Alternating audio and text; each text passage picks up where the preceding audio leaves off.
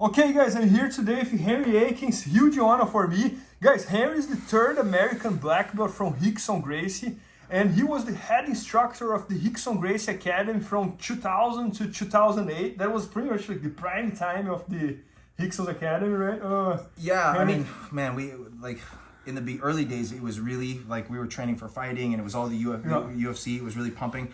But during those years is when kind of Crone was dominating everyone in competition. I was purple belt, Crone was purple belt, and you were his instructor, right? Yes, and he was pretty much tapping everybody. Right. He tapped every single match as a purple belt and brown belt. And Henry was one of the main coaches. And guys, today is a crazy experiment here that you're doing. So Henry is a specialist because Rickson's knowledge to get out from chokes, and he challenged me. He was like, "Brother, let me put you on the rear naked choke, belly down, and I'm gonna try to choke you. And then you try to choke me from the rear naked choke, belly down. And let's do it here in front of the camera because it's pretty crazy what he does. So let's do it. Guys, just to start, I don't have a great escape from rear naked choke when I'm belly down. I would avoid my opponent to get there from all costs. But and then we're gonna see what Henry's gonna do. So let's do it. Yeah, so it's fully locked in, right? This is by the way, this is worst case scenario. This is basically when most people, if you get to this position, most people are done.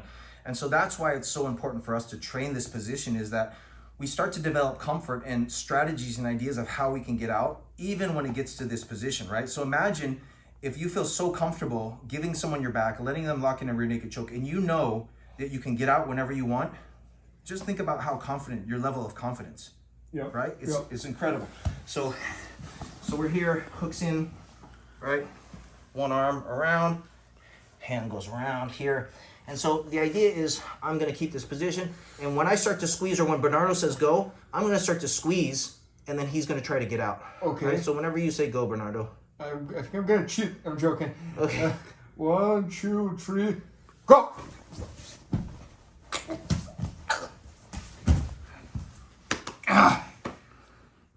Yeah, that's crazy.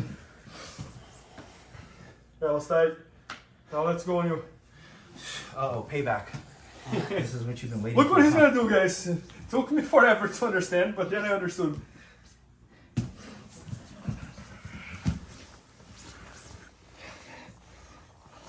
I say go or you say go? Doesn't matter. You say go. 1, 2, 3, go.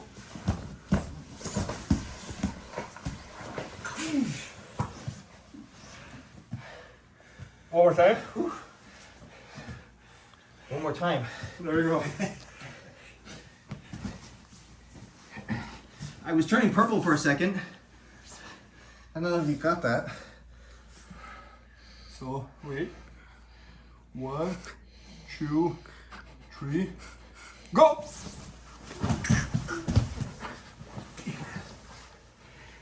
Yeah, so what are we doing, Henry? So that's the crazy thing is once you start to squeeze, I have a very limited amount of time to get out, right? It's seconds. 2 to 3 seconds to get out before you tap. And your hand's behind my head, everything's locked in. So with the rear naked choke, the main thing we're looking to do is we're looking to change the angle. Okay. Right? So if I can get my back on the ground, right? Which means you're no longer behind me. So if I can put my back on the ground is behind me and you're not. Very difficult for you to do the rear naked choke. Okay. Right, from that position. And so the first thing that I focus on when I'm doing this escape is how do I get one leg flat to the ground? So let me show you how we practice this technique, right? Obviously, it takes a ton of practice. So I put a lot of time into developing the movement so that I can do everything right in a short period of time. Because if I mess up, if I mess up anything during, I'm gonna tap. Right. Yeah, so you have to do everything perfect. And you told me that the time you start pressing is almost like a clock on your mind. Yes. You have like a few seconds. 2 to 3 seconds, right? Yeah. So as soon as we say squeeze or as soon as we say go, boom, the clock is starting. I got it. Right? And if I'm not out within 2 or 3 seconds, I know I'm either going to pass out or I have to tap. And after doing that a few times with you, I noticed that the way you remove the hooks is kind of like, that's the key over there. Yes. Well, there's two things. So it's the way I remove the hook and the way I put pressure into my head when I'm turning. I got it. So that's a huge thing. The way that I remove my hook or clear one leg, it has to do with like how I transfer my weight distribution into the legs to clear it. Okay. So there's a very specific, like depending on what side you're choking, what arm is around my neck, there's a very specific side, which side I'm focused on. Okay. So do you want to do it slow motion so that people can see? So jump on my back. You said that sometimes you practice this with the person on top, with the rear leg choke, without pushing, just so the person on bottom can work on that, right? So when you practice this, what happens is you don't want the person squeezing. So like if I'm just 100%. trying, not even zero, right? Okay. So if I'm just trying to learn this and I'm new to this technique, right? I need all the time in the world to start to figure out how this escape works. Okay. And so if you start squeezing, it already means I don't have much time. Yeah, you're gonna have like 3 seconds. So what I want you to do is just lock your arms in place, but don't squeeze. Okay. Right? It's like it. So the first thing I do is I need to get to my side. And so what happens is my arm straightens and look, my legs, you feel how I got to the side? Yeah. Man, that's amazing. Okay. So once I get myself to the side, what I do is I push off my leg, keep that behind my head, and I drive this energy into the back of my head. Yeah. Do you feel how my head got heavy? Yeah. So from here, really tight here. yep, keep it tight. Yeah. If I just turn without the energy in my head, I'm not going to get up. But I transfer the energy from my legs up. Do you feel that? Yes. Man, you that's feel crazy. So what I'm doing is I'm actually driving through the legs into the back of my head. So all that pressure comes from my legs. And goes to my arm, kind of. Yeah, and you feel how your grip breaks? Yeah. So as I start to move, your grip breaks. Yeah. So can you do with the shadow and slow motion, just so you see like the body mechanic of it? Yeah, so if the choke is coming from this way, right? Yeah, my right arm I always is have on to your turn. neck. I have to turn here. Okay. So if the choking arm is coming, So I'm like this, right? yep. So I'm always turning away from the choking arm, Okay. right? I'll show you another example of like how we know which way to turn. Okay.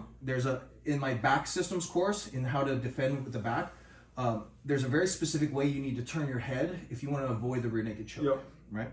So what I do is I flatten myself out so my arm will stretch. I never want my arms underneath my body. So anytime I get my back taken like this, right? The first thing I do is I go flat. Okay. And my arms are up over my head so that I don't get them buried underneath my body, because if my arms are underneath my body, I can't turn. Right? So the first thing I do is I swing my leg and I put my leg on the ground. So I can start to, and then what I'll do is I start to wiggle my leg so I can separate your legs and get my hip and my leg to the ground. So did you notice that with your feet, how I... Yeah, no, and the one thing I'm thinking here, Henry, that side control escape that you showed me, that Rickson showed you, that's almost impossible to establish side control. It's pretty much the same posture. Yeah. You know, like when we were discussing like the side control, like how when you stay like this, there's no way to put the back on the ground. That's pretty much what you do from there, right? Yeah, so I'm basically here, keeping everything flat, and it's a very strong position. Right? We use this position a lot. I got it. So now, once I get to my side, the crazy thing is you still have the choke on. Yep. Right? So if you jump behind me right now, just for a second, right? What you can see is, because the choke is coming from this, you can actually still have your arms locked. Yep. So from here, you can actually still finish. If you squeeze right now, squeeze. Yep. Yeah. So the goal for me is to drive the energy into the back of my head. Okay. You feel that? Yeah, I'm already losing. Right. So even if I have the wrist behind, it's gonna kind of like break my wrist almost. So feel this pressure, because it's not coming. If I just use my head, I can handle. Just keep everything locked. Yeah. Don't squeeze, but keep it locked. Yeah. Nothing. Yeah. That hurts the wrist. Do you feel that? I got it. So what I do is I transfer energy from my leg to the back of my head. Do you feel how it breaks your grip? Yep. So if I just try to turn from there's no way that's going to happen. If I understand how to use my leg and transfer energy from my leg into my head, that's a completely different pressure. Did you feel how it's uncomfortable to even keep the grip? Yeah. No, sounds like would kind of like almost. It's almost gonna break. Yeah, break my wrist in half. Right. It feels there's that much pressure. Yeah. And so if you think about it, how much energy, how much pressure can you generate by driving through your leg, right? Most of us can press at least our body weight, if not twice our body weight, with one leg, right? So that's how much. It's a couple hundred pounds of pressure. So instead of using your upper body, you were using your legs. Yeah, my arms. So at that point, like me trying to use my hands to defend, it's already too late for my hands. Once you have everything locked in, maybe I can try to pull your arm over my head. Some people use that as a defense, trying to clear. But if it's locked in and your head's in the way, there's no way I'm ever going to be able to pull the arm over my head. So what I have to do is I actually have to turn. Got it. Right. So Henry, one more time slow motion, just so everybody can see like 100% all the details. Pay attention, guys. So I'm here, and I'm gonna lock the rear neck choke. So you see, you have both hooks in, right? Yeah. So I do this. Okay. Now look, my hip. Yeah, I already lost one hook. Right. Now, but I'm still choked, and you still have the angle for this. Yeah, yeah. So now everything goes here. You see how I'm driving? And now look, my legs. Yes! Ah! Well, yes. Feels almost like it's gonna break not only the wrist, even like this hand here and the finger. Right. As well. So knowing how to transfer energy from your legs into your head to be able to move is crucial. Yeah, that's incredible. This now, by the way, it's not an easy escape to learn, and it's not, but it's possible. But I like it that you also have a system in order to practice that. Yeah. Which is like lock the here. So lock the arms, but don't push. Right. So if I were to teach you, right? Let me like. And so because you couldn't get out in the beginning. Yep. Right. But now, if I'm here. Yeah. And I lock it in. So this arm straightens over, right? Yeah. So nope. The other. Yeah, that's right. Boom. Here. Right. Now get your leg flat in between my legs. There. You see that? Yeah. All the energy is going to come from this leg, so make sure that leg is planted and drive the energy to yes, that way. See? Yes, incredible. Yeah, it's not that hard. You just don't know. Yes, you have to know how to. Yeah. So it's not just rolling because what you tried to do is you tried to roll. Yeah. And when you rolled, I stayed with you. Yeah. What you're doing now is you're actually using the ground to scrape me off your body. You see how I can't follow you behind your back? Well, Henry, and you were showing me all of these hidden details here that I had never seen before, that you got that all from Rickson. Yes. But the question is like, is that all from Rickson or you develop yourself as well? Like how? Some of this stuff I figured out on my own, right? Okay. But probably came from him and you kind of like... 90%, 85, 90% of my jiu-jitsu is directly from Rickson, like stuff that he taught me. Yeah. Some of the stuff, the little details, is based on the foundation he gave me that I developed on my own, like the understanding of connection and weight distribution. So it's almost like learning the problem-solving thinking that he has for yourself, kind of. Like Rickson was never big on scarf hold, right? I didn't ever see him using the scarf hold position a lot. So that's something that I just started putting a lot of time into recent years because I saw like, well, how come they use it in wrestling? How come they use it in judo? How come they use it in catch wrestling? How come it's used in all of these other, it's not considered a weak position in all these other grappling arts, but in jiu-jitsu, nobody used it. And so what I thought is like, man, if I really understand this position, because nobody in jiu-jitsu uses it, what it means is they're weak at defending it, right? Because if you never get put in the position, you're not going to know how to get out of it. You don't have the experience. And the big epiphany for me was when Josh Barnett finished Dean Lister in it, right? Yeah, no, and Dean had been finished in 14 years. And so... no, but it's amazing to me because, for example, you have all this knowledge that you learned from Rickson, and you also learned how to think like he does, right? Absolutely. Because, for example, how did he develop all these details? You know, like, I think it's crazy. Like, the posture from close guard, the cross collar choke, the rear neck choke, the detail. It's unbelievable how his mind works. Yeah. So that was, I think he's a genius. And the thing is, like, I would see him anytime he would, like, guys from Brazil would come all the time. It was always, you know, whatever the current world champions are that year, they would come and they would bring new techniques, right? And I would always see him take a look at the technique and he would either improve it or figure out how to counter it or shut it down within a matter of minutes, right? He would say, okay, that's how it works. And then I position my body if I put my weight here.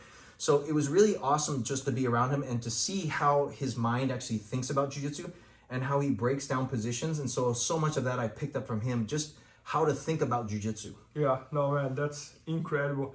And Henry, so you have an entire instructional video all about choke escapes, right? Yeah. Escapes from every single choke, right? Yeah, you guys, it's on BJJ Fanatics. Yep. It's called Ultimate Chokes Escapes.